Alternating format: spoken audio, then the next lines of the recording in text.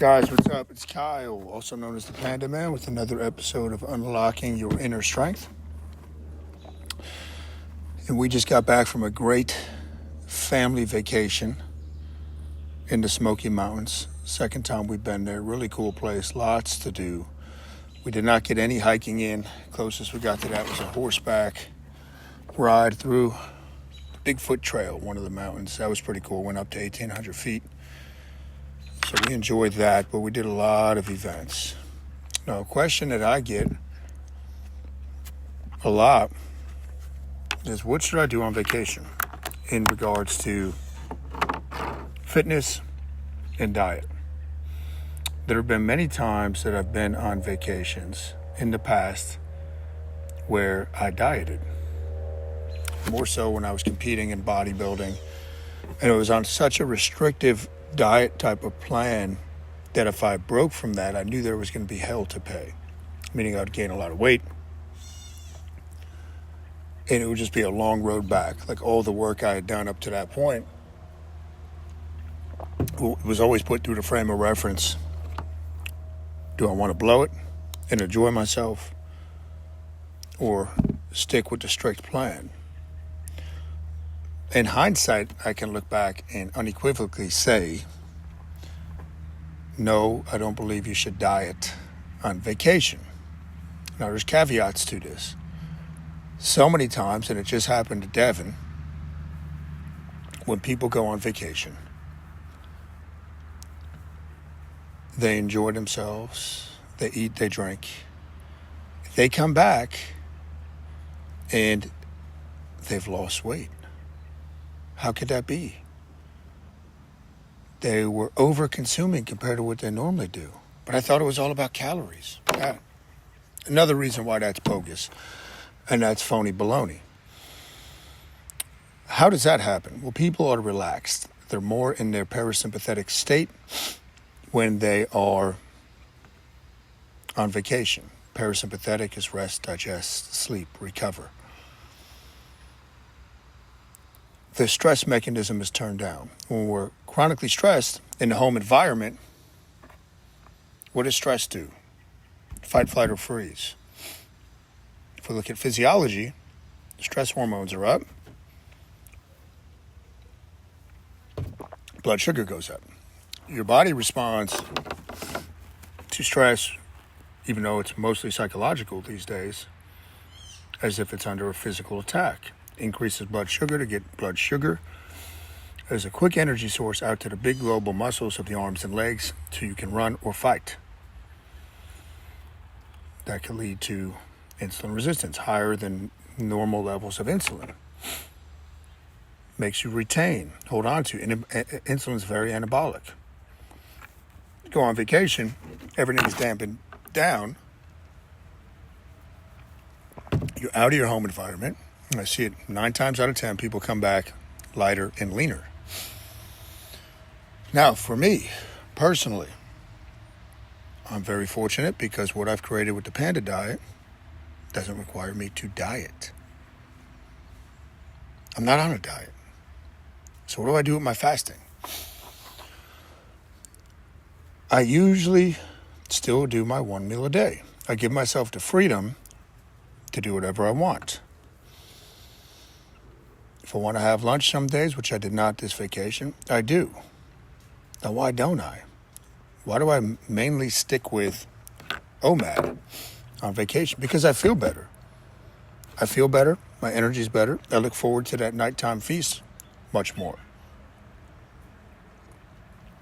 So it's really simple. I give myself the freedom, but I'm not militant about it. But just going based on how I feel, usually it's okay to let me go with my feast at night. Now this time, there was a little bit of nutritional aspects I was doing for the fat shredder all the way up to this vacation. Keeping my fat intake very low. I wasn't too crazy about that on vacation. We had some burgers, obviously, right? I haven't been doing a lot of burgers, things of that nature. Did my cheat night the Sunday that we got there. And the other nights, it was whatever was for dinner was for dinner. I still have my fruit. I love my fruit. Still my oatmeal as my dessert. Well, point being, I like doing that, and I feel better doing that. I try it when I travel to keep my digestion as optimal and regular as possible. If you travel, you know that sometimes that can change. But that's very important to me, to feel good, to have great energy. But when you're following the Panda diet, I call it a diet because people are familiar with that, it's very easy to travel, it's functional and sustainable, and still enjoy yourself. Right? All day on vacation, I still get the same thing. Yeah, this Burger King cup, Steven, is from this might be the late 80s from a Yankees game. My grandma was a huge Yankees fan. I think that was a game we went to with her. Still keep it as a memento.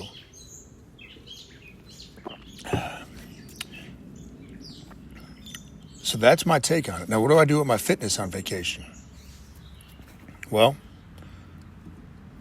let's use... I'll get to your question in 1 second, Ron. You guys will get a bonus knee insight here in a minute. Let me just finish this thoughts with vacation and fitness.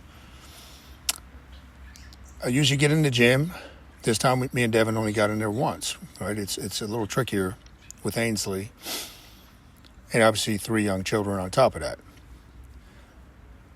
So we got in there once. I did my walking pretty much every day. That's easy, right? So I look at the day. Okay, are we going to be out at the amusement park all day? Well, I'm walking all day there.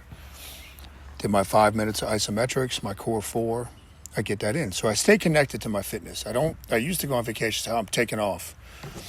It's vacation. I don't do that anymore. So, I feel better. I value my energy and what makes me feel better. So that's what I stick with on vacation. If you want to take off, take off. But I think you'll feel better and you'll stay connected to your health more if you keep up some type of fitness plan. And maybe that's a good time for you to actually start and start building momentum. You'll have more time on vacation. Should be getting better sleep. Bring a band. I have my bands over there. Throw them in the bag. It's so simple. You don't even need a gym. Just do calisthenics. Go for a walk. But I do think you should stay connected. So many people go on vacation and just turn into sloths. They up their drinking. They up their eating of junk food, which is fine if that's what they want to do. But you want to go on vacation, in my opinion, to recharge, to rejuvenate, to recreate, recreation. So that's my take on it. I don't think I think you just make the decision going into it. Hey, whatever happens, happens. I'm okay with that.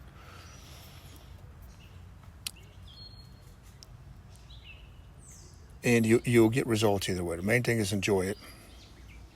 Like I said, most people go on vacation, do whatever they want, come back lighter. That's been my experience working with thousands of clients at this point over the past 20 years. And you might surprise yourself. But then that'll teach you about your nervous system I'm always talking about. If you can't eat in a relaxed state, this ties into what I teach with the Panda diet, don't eat. On vacation, you're more relaxed. This is why a lot of times you'll actually drop weight on vacation. So let's see, we'll get in a little knee question here. They're going to hop in the cold tub, and I got to take the boys, drop them off where Devin's at the camp. I got to go train my buddy Mikey. So Ron bought my patellar tendon repair book, 11 days post-op. Only exercise I've been doing is calf raises until staples remove. Any suggestions? Standing with no pain with full weight, but struggle with moving forward without crutches. So any knee injury, guys, and this actually, you can apply this to any injury. You want to have some gentle movement.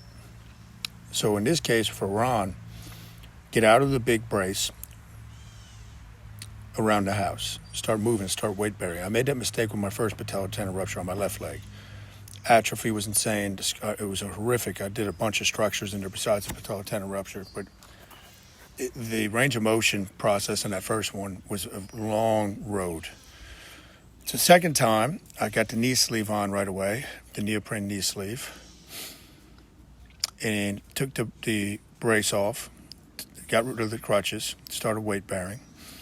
I would be doing passive range of motion leg extension, Ron.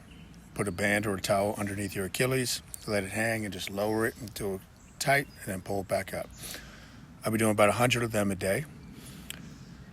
And at this point, too, you can lay on your back on the ground, put your heels up on the couch, legs are straight, and work on some hip hinge.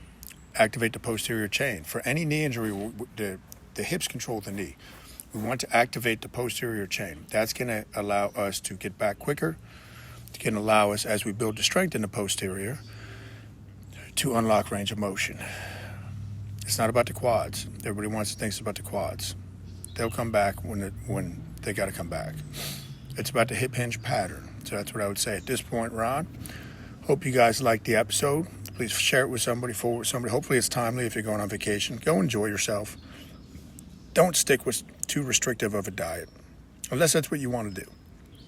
My take is go enjoy yourself and just be okay with whatever you decide to do. But don't miss out on vacation like I did so many times because I was dieting. Right? And it's like, oh, I can't wait for the vacation to end. That's a stupid way to vacation. You're welcome, Ron. All right, guys. I'll catch you later. Stay tuned this coming month. Some bamboo just came down from a squirrel, I believe. I will catch you guys later.